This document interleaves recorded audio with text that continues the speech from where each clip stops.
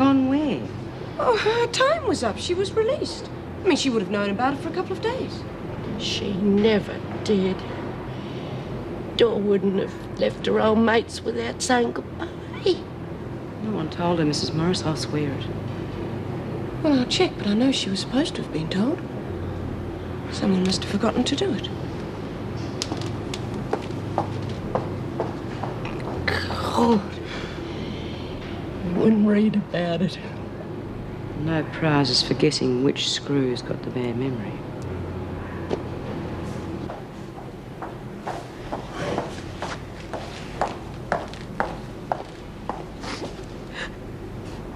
Hannah, what's the matter?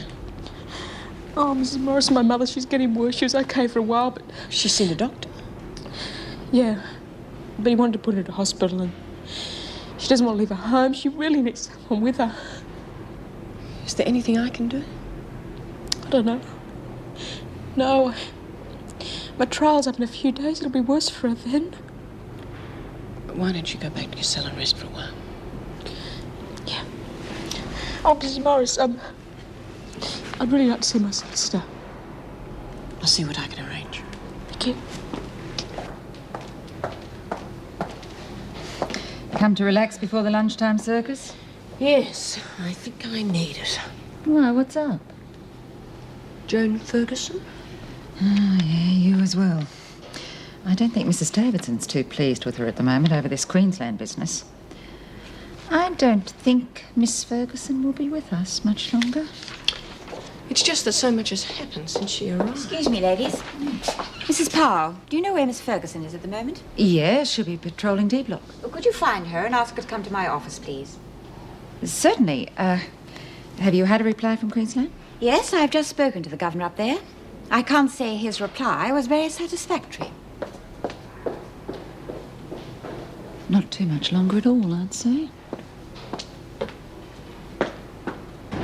After all we've been through together. God. Just like that. Didn't even have a chance to say goodbye. Yeah, at least she's out. Lucky bugger. Wonder where she'll go. You reckon she'll come and visit us, Bea? Who knows? She may even be back in here tomorrow.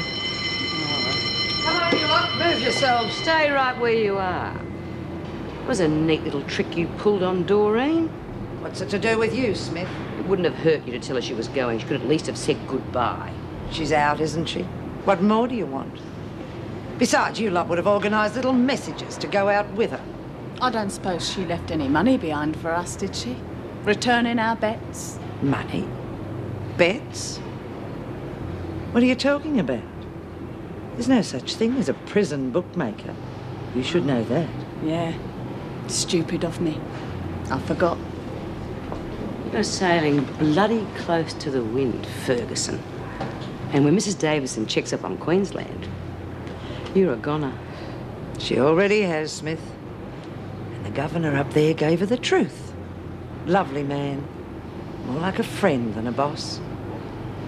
So, with all that nasty business out of the way, the department saw no reason not to give me these.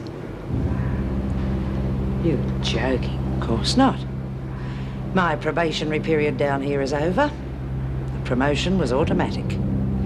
So it's now Senior Officer Ferguson. And you'd better believe it.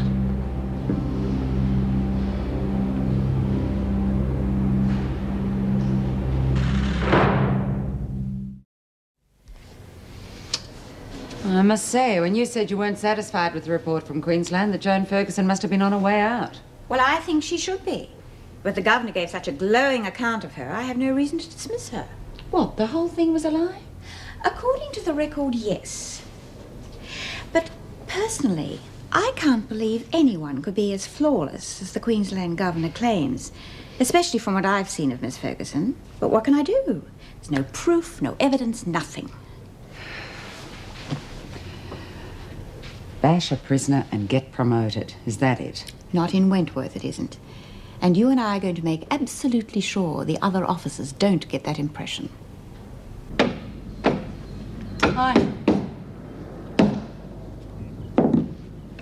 Where's Donna? Oh, she went out. Oh, yeah? Where? Don't ask me. I don't keep her on a lead. Sorry, I thought you two were friends, that's all. Sort of. Didn't know she was a friend of yours, though. Look, you know, it's amazing what you can pick up in the street nowadays.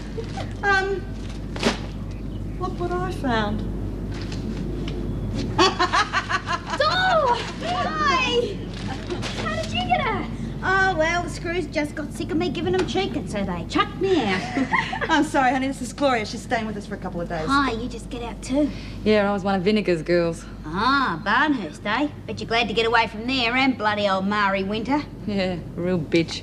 Look, you'll be sharing with her for a while. I mean, we haven't got very many bedrooms ready. You know, we weren't expecting so many visitors. Oh, well, that's okay, Jude. But if you want anything urgent, I've got plenty of money in the bag to buy stuff with. Well, you better hang on to it, hadn't you? I mean, you don't know when you're going to get a job. You might need that money. Come on, I'm going to show you around. Then I'm going to make you a nice hot cup of tea. I'd rather have a beer, Jude. Well, you won't be getting it. Get out. All right, Miss Simpson. Now, why the urgency of this meeting? I want to know what chance I stand in court. I could have told you that over the phone. You stand no chance of going free whatsoever. Nothing you've told me would recommend a plea of not guilty. Would they take extenuating circumstances into account? It depends, but I doubt it. What sort of circumstances?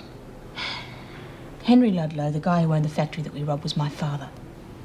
When he got my mother pregnant, he swore he'd look after the both of us. Maybe he would have done if it hadn't been for his high-class family with all their high morals and high society.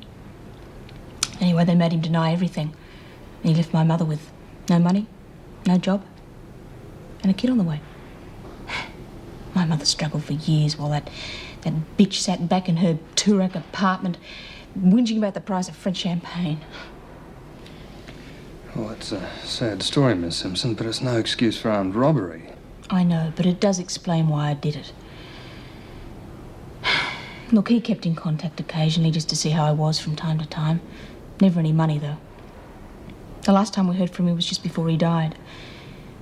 He wrote my mother a letter explaining that he was changing his will and he was leaving me $50,000. Do you still have the letter? No, but Mum does. No, I don't think it'll help. He obviously changed his mind. I don't think he did.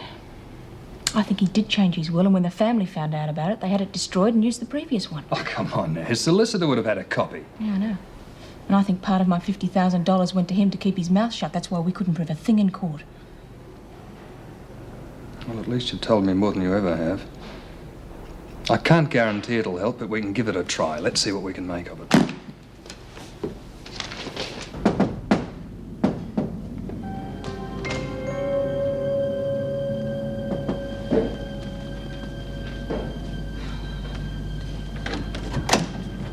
Donna, where the hell have you been? Stay out? Look, don't you think it'd be safer to stay here for a while? Well, I've bored him in here. What do you mean? Are you stoned? So I'm not. Stupid. Just had a couple of drinks, okay? Look, just go to bed and try not to wake everybody up on the way, will you? Good night.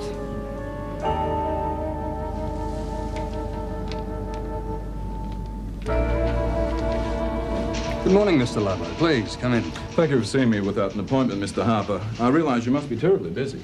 No more than usual. Really? I understand you were handling the Hannah Simpson case. I would have thought that required a great deal of work. I'm sure you haven't come here to discuss Hannah Simpson. That's why I'm here exactly. Well, you're an intelligent man, Mr. Ludlow. You know I can't discuss the case with you. The ethics of my profession Are based on money, Mr. Harper. Let's make no bones about that. What I want to know is whether certain unsavoury facts about my father are liable to be bandied around the courtroom. I can't comment. It's in your client's interest, I assure you. Would you concede there is a possibility it may happen? Yes, it's possible. Well, in that case, Mr. Harper, as we're a family of some standing in the community, we would like to offer a generous inducement for Miss Simpson to keep her smutty story to herself. Say $10,000. It seems to me you're laying yourself wide open to a charge of perverting the course of justice. Not at all. This is a private arrangement between two businessmen. You will put it to your client, won't you? After all, how else is she going to pay your fee? All right, I'll ask her. No! How dare they? $10,000! Come on, they got more than that in their petty cash tin. Well, I'm quite glad to hear you say that. I felt I ought to pass it on to you, though I admit I didn't like it.